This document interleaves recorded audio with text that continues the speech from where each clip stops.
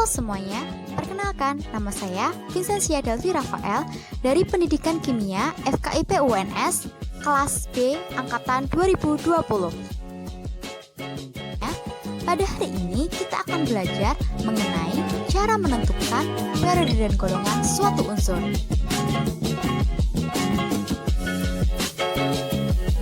Nah, mengapa sih kita perlu mengetahui cara menentukan periode dan golongan suatu unsur?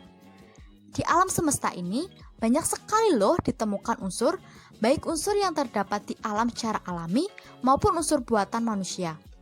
Untuk memudahkan dalam pengklasifikasian unsur-unsur tersebut, maka penyusunannya pun dibagi dalam periode dan golongan unsur. Penentuan periode dan golongan unsur dalam tabel periode unsur sendiri tak dimungkiri sangat banyak membantu, utamanya dalam menjelaskan sifat-sifat kimia suatu zat. Maka kemampuan menentukan periode dan golongan unsur sangat diperlukan. Maka dari itu, hari ini kita akan belajar mengenai bagaimana sih cara menentukan periode dan golongan suatu unsur. Let's go! Pengertian. Jadi sebenarnya apa sih itu periode? Apa sih itu golongan? Periode adalah baris mendatar pada tabel periodik unsur. Sedangkan golongan adalah kolom tegak pada tabel periodik unsur.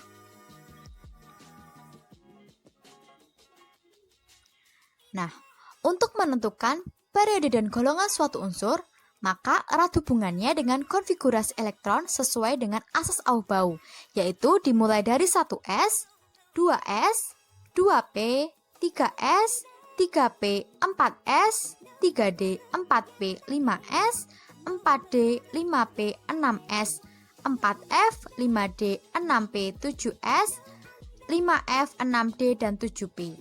Lalu untuk penentuan tingkat energinya, ingat bahwa kulit S akan penuh jika 2, kulit P akan penuh jika 6, kulit D akan penuh jika 10, dan kulit F akan penuh jika 14. Yang pertama, menentukan periode. Penentuan periode suatu unsur dapat ditentukan dari nomor kulit terbesarnya. Langsung saja ke contohnya.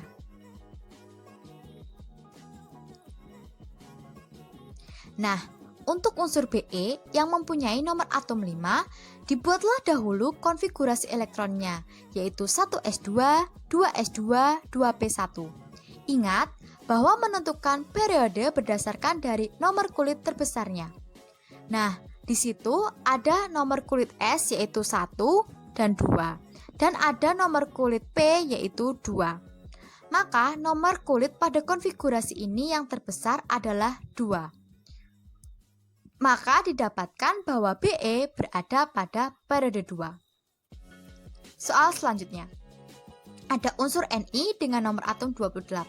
Sama seperti pengerjaan soal sebelumnya, yaitu dibuatlah dahulu konfigurasi elektronnya, yaitu ada 1s2, 2s2, 2p6, 3s2, 3p6, 4s2, dan 3d8.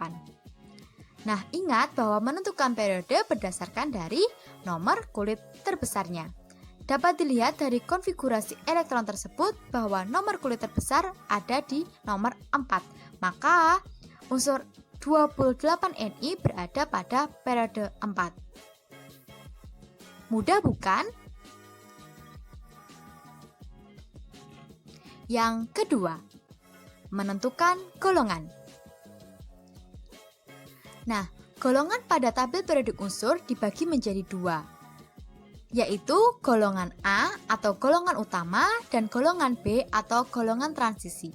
Bagaimana sih cara membedakan apakah unsur tersebut termasuk dalam golongan A atau golongan B? Nah, cara membedakannya yaitu unsur tersebut termasuk dalam golongan A apabila berhenti di kulit S dan apabila berhenti di kulit S dan P. Dan unsur tersebut termasuk dalam golongan B apabila berhenti di kulit S dan D atau D dan S. Nah, setelah mengetahui unsur tersebut termasuk golongan A atau B, maka kita juga tentunya harus tahu unsur tersebut termasuk di golongan A yang keberapa atau golongan B yang keberapa.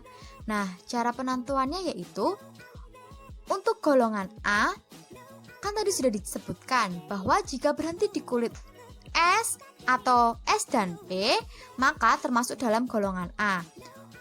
Nah, untuk tahu dia ada di golongan A yang keberapa sih, bisa dilihat dari elektron valensinya, seperti yang terlihat pada gambar. Ini mempunyai elektron valensi 1, maka dia berada di golongan 1A.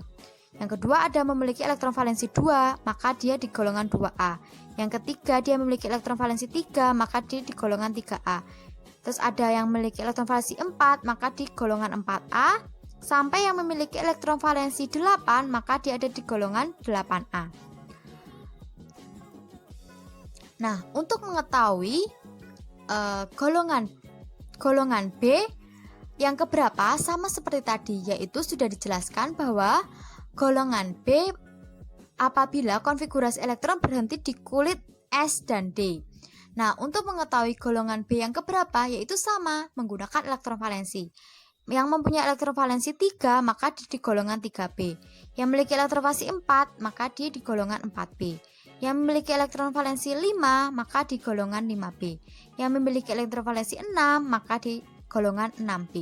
Yang memiliki elektron valensi 7, maka dia di 7B. Nah, khusus untuk yang memiliki elektron valensi 8, 9, 10, dia berada di golongan 8B. Lalu yang memiliki elektron valensi 11, maka dia di golongan 1B. Yang memiliki elektron valensi 12, maka dia di golongan 2B. Langsung saja ke contoh soal. Nah, contoh soal yang pertama yaitu menentukan golongan keberapa sih unsur Zn yang memiliki nomor atom 30. Nah, pertama-tama kita harus membuat konfigurasi elektronnya dahulu, yaitu 1s2, 2s2, 2p6, 3s2, 4s2, dan 3d10. Nah, ternyata setelah dikonfigurasikan elektron berhenti di kulit S dan B, S dan D, yang mana berarti dia berada pada golongan B. Golongan B yang keberapa sih? Golongan B 2, golongan 2B, karena mempunyai elektron valensi 12, yaitu 10 ditambah 2. Seperti itu. Oke, lanjut ke soal selanjutnya, yaitu ada unsur Mg dengan nomor atom 12. Sama seperti pengerjaan soal sebelumnya, yaitu dibuat dahulu konfigurasi elektronnya, yaitu ada 1s2, 2s2, 2p6, dan 3s2. Setelah dikonfigurasikan elektron ternyata berhenti di kulit S, ya, atau lebih tepatnya di 3s2. Maka dia sudah tentu berada di golongan A. Golongan A yang keberapa? Lihat elektron valensinya, mempunyai elektron valensi 2, maka dia berada di golongan 2A. Selanjutnya, soal nomor 3. Ada unsur dengan nomor atom 16. Kita buat dahulu konfigurasi elektronnya, yaitu 1s2, 2s2, 2p6, 3s2, dan 3p6. Setelah dikonfigurasikan elektron ternyata berhenti di kulit S dan P, yang mana berarti dia berada pada golongan A. Golongan A yang keberapa? Lihat elektron valensinya, yaitu 4 ditambah 2, 6. Jadi 16S berada pada golongan 6A. Seperti itu. Mudah bukan untuk menentukan periode dan golongan? Terima kasih.